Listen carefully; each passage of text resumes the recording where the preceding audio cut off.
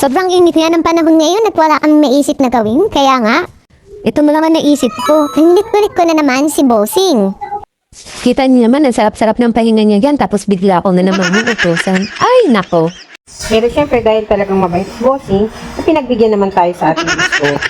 Yan na nga at napilitan siyang magpintura, kaso nga lang ayaw niya mangitim, kaya ayan, nakapayo. Ay, nako.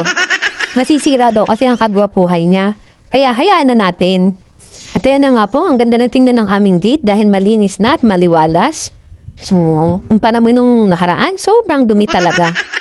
Well, pinatungal na kasi niya to ng color blue kaya mabilis lang.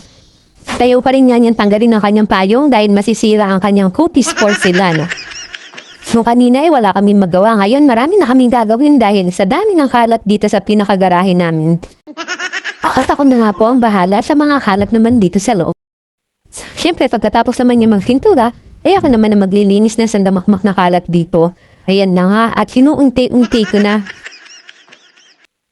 Kailangan ko sabayan yung kasipagan niya kasi baka mamaya magbabo na naman ang isip ay hindi tapusin yung ginagawa niya. Aroy! Dito na nga tapos na ang pinturahan ng harapan ng aming gate. Kaya lang, pinulang kami sa pintura kaya hindi natapos yun sa likod.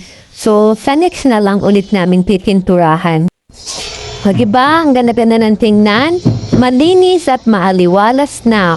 Hindi katulad kanina na napaka-dumi. So, ayan lang for today's video. Salamat sa panonood. Thank you! Bye-bye!